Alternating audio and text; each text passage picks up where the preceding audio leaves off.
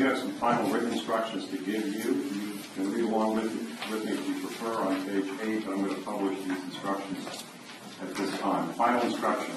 Just a few moments, you will be taken to the jury room by the court deputy. First thing you should do is to choose a foreperson who will preside over your deliberations. The foreperson should see to it that your discussions are carried on in an organized way and that everyone has a fair chance to be heard. It is also the foreperson's job to sign and date the verdict form when all of you have agreed on a verdict and to bring the verdict form back to the courtroom when you return.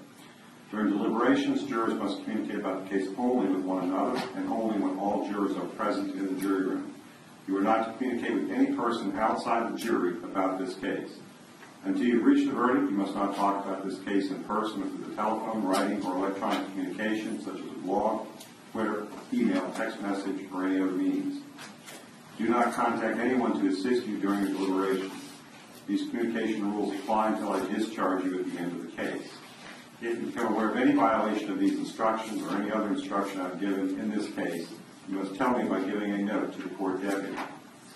Many of you may have cell phones, tablets, laptops, or other electronic devices here in the courtroom. The rules do not allow you to bring your phones or any of those types of electronic devices into the jury room. Kindly leave those devices on your seats where they will be guarded by the court deputy while you deliberate. If you need to communicate with me, send a note to the court deputy signed by the foreperson. If you have voted, do not disclose the actual vote in the note. If you have questions, I will talk with the attorneys before I answer, so it may take some time. You may continue your deliberations while you wait for my answer. I will answer any questions, if I can, in writing or orally, either in open court. During the trial, items were received in evidence as an exhibit. You may examine whatever exhibit you think will help you in your deliberations. In closing, I'm going to remind you that it's important you follow the laws spelled out in these instructions in deciding your verdict. There are no other laws that apply to this case.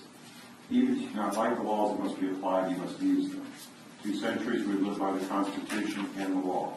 No juror has the right to violate rules we all share. Those are the written instructions I have for you. I do have a legal duty I have to discharge and a couple of additional instructions I have to give before I send you back to deliberate.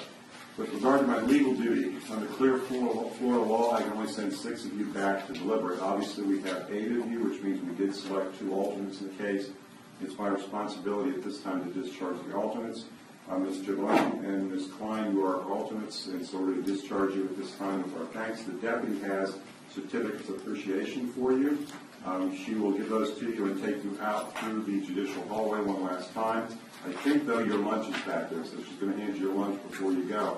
If you're curious about how your fellow jurors decide the case, you're welcome to contact my office, and once your verdict is reached, we'll let you know what your fellow jurors decided. But we do want to express our appreciation for you being here and serving as an alternate. But we're going to discharge you at this time with our thanks. You can leave your notes right there. The deputy will destroy your notes.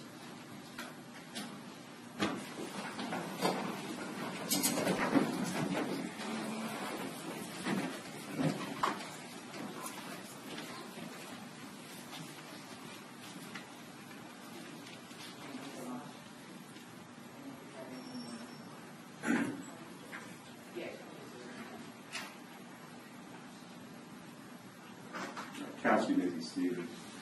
Just a few final instructions I need to give to you before I send you back to deliberate. First, I want to speak with you about how we're going to communicate with each other once I send you back into the jury room. It's all going to begin with a knock on the door. So if you reach the verdict or get a question, you knock on the door. The deputy will come and find out why you're knocking. We'll come get all of us, assemble us in the courtroom. We'll address either the verdict or your question. If we need to communicate with you, it will also begin with a knock on the door. The deputy will knock on the door. If you hear a knock on the door, please cease all deliberations and all discussions and come to the door or send someone to the door to find out why the deputy is knocking. Now, very shortly, after we send you back, there will be a knock on the door. Because what we're going to do is we're going to collect up all this evidence that's been received and the verdict form, and we're going to send the evidence and the verdict form back with you for use during your deliberations. So very shortly after you go back, there will be a knock on the door.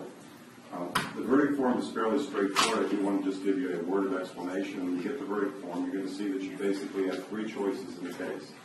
It's either guilty of second-degree murder as charged in the information, guilty of manslaughter or a lesser included offense, or not guilty. You only choose one of those.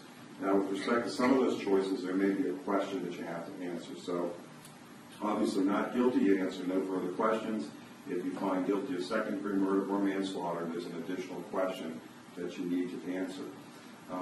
There was a discussion in the written instructions that I published to you about your cell phones, which indicated you should leave your cell phones out here on your chairs.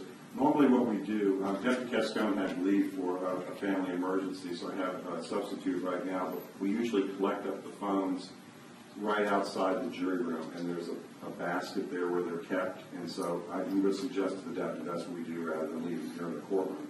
Now, one thing you should know is that there is a deputy in the courtroom at all times while you're deliberating. So regardless of whether we leave your phones out here or there, they're guarded. We've never lost a cell phone, so don't worry about your cell phones. Lunch should be back there. Is that correct? Yes, sir. Lunch is back there. Okay. So with that said, I'm going to send you back now to continue deliberations. The deputy will collect up your cell phones right outside the door there and keep them. We'll send the evidence and the verdict form back very shortly. Someone's glasses, I don't know if you need those.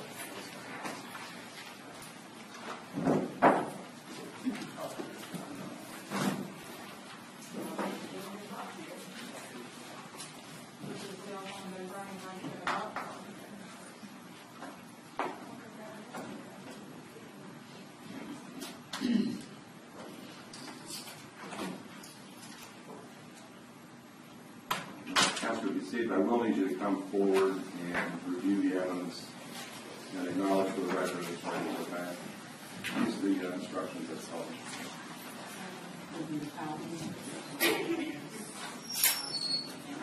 Scott, Mike, I know you're about to do it, but might have to take down the screen. So Yes.